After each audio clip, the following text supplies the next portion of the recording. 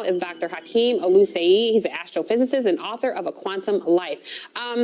Hakeem, we played that music just for you, my friend. This is so wild to me. So there have been all these public accounts about these unidentified objects, and like military pilots have claimed they've seen them.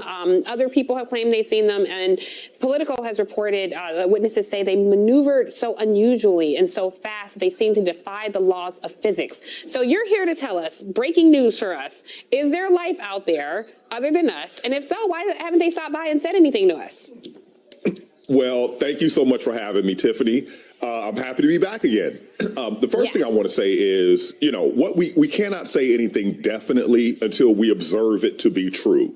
So we've not yet observed life on other worlds. But what we can do is we can use the laws of physics, the rules of biology and chemistry, and figure out what's likely. And so in my estimation, the idea of life on other worlds is almost definite. Now, the question becomes, what is that life like? So if you look at the example of Earth, for the first 4 billion years, you were limited to microscopic life forms. It took 4 billion years before we could even build life forms like ourselves. And now that you have multicellular life forms, what is the probability of getting intelligence, and what is the probability of getting an advanced technological civilization?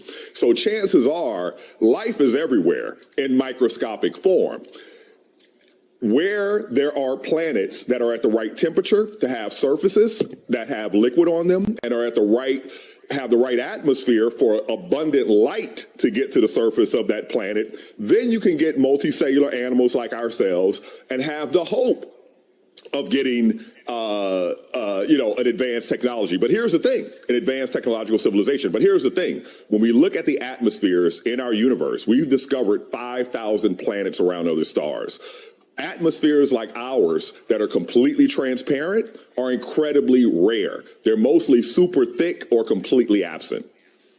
That's so, that is so mind-boggling, right? The 5,000 planets, for starters, but also, as you talk about, yes, there is life in these microscopic forms, but we really don't know. Like, there could be other kinds of life out there because we have no way of knowing. I'm curious, my producers and I were talking about this, in the movies that we see about aliens, they all seem to look a certain way. Why in our minds are we projecting aliens? If we put it up there on our screen, like the big heads, the big eyes. Right. Maybe they're controlling our thoughts and revealing themselves to us in our minds in some way that we just don't know. What it is projection, right? We have no idea what other life is like, so we project ourselves and the animals of Earth onto that idea. But here's the thing. Once we find life somewhere else, and I have every reason to believe that we are likely to find life within our own solar system because we have missions planned to go to the places where they may be, and we have missions now like the James Webb Space Telescope and the TESS satellite that can actually sample the atmospheres, first discover the planets, but then test those atmospheres and essentially taste them to see if we find biomarkers of life, right? So we're at the cusp of finding it. And once we have a second example, now we can really see what is special about Earth and what is particular that is just life in general.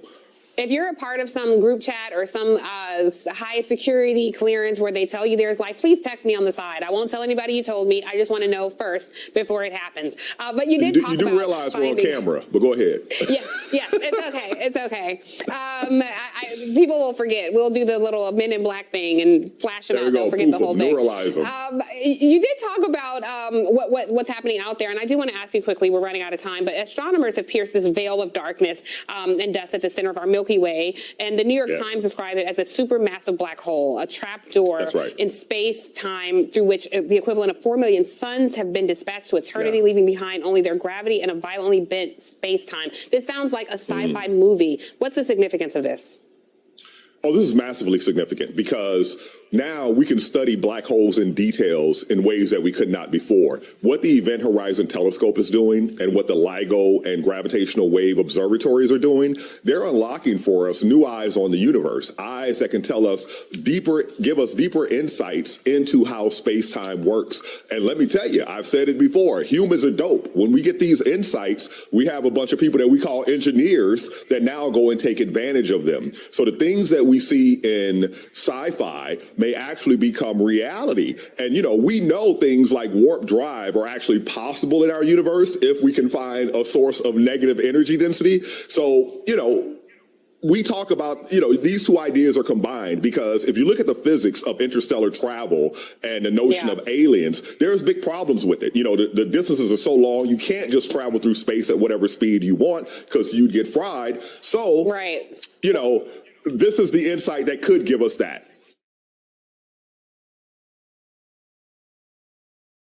Its first public hearing on UFOs in more than 50 years. The big question, whether the government will admit if it has already found evidence of alien technology. Here with me now is unidentified aerial phenomenon researcher and board member for the Scientific Coalition for UAP Studies, Alejandro Rojas joins me. Welcome to the show. Number one. Number two, what are you hoping to see in these congressional hearings? Well, the most boring part about it is going to be probably fairly wonky. It's going to be the senators asking, what's the holdup on getting all of this rolling, getting these investigations rolling, and then kind of saying, hey, not good enough, get something going.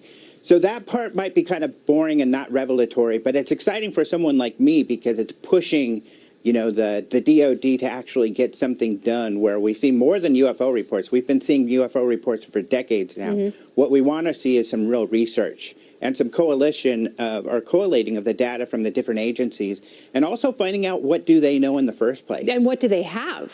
What have they physically, materially come in contact with, and what does it say about its origin? How certain are you that the government either has seen or has access or is in possession of something that was built somewhere far, far away? I'm skeptical that they would have something like that personally. However, some of the individuals who have been part of the investigations that have happened, like the Pentagon program that was revealed by the Times in 2017, they claim that at least the water cooler talk around some of the scientists who work on these black projects says that they do have a recovered craft. Also, we've heard from people like Luis Elizondo, who ran that program, who says that they have recovered materials and they've researched those materials and they believe those materials to be off-world. Do you think the government has a plan, and should we have more access to what that plan is in terms of being visited by aliens from another galaxy? They do have plans. Sometimes we run across, contingency plans. So if we're attacked, stuff like that. As far as communication, that's hard to say. There are organizations like SETI, the SETI Institute. They do have protocols that they've worked out, ready to go should we be contacted. But I don't know that we have any indication that we'll be contacted by any of our visitors anytime soon. Who do you believe here? There are skeptics who say all of the stuff that we have seen, including the Tic Tac video and gimbal, that it's easily explainable by other phenomena that has not been properly investigated. And then you have people who have either seen something and it has made them believers, including some of our government military pilots. And, people who say that it is mathematically impossible that we're alone in the universe. Who do you believe? I believe the data, really. I believe the science. So it's much more slow and conservative. So you believe Anthony Fauci? But just kidding. He hasn't researched UAPs as far as I'm aware of. Yeah, but I would be interested to know where he would come down on the topic. But, you do have a lot of very compelling witnesses that have come forward. You do have some videos that have come forward. And, the question is still out there. And one of the things we're asking for, where are these investigations? You say that these videos are showing us unidentified flying objects. How did you determine that to be the case? We have no reports about the science or investigative process that happened there. And that's what we really want to get at. And one of the things that we're asking that they cover in these hearings. Do you think society can handle it?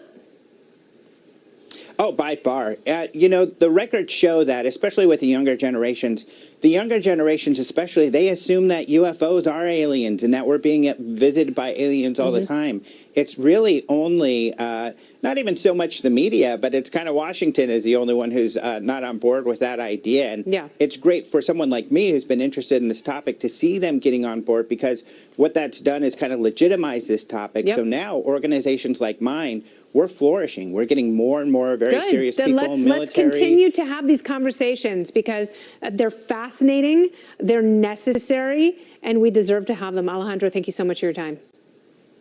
My pleasure. Thank you.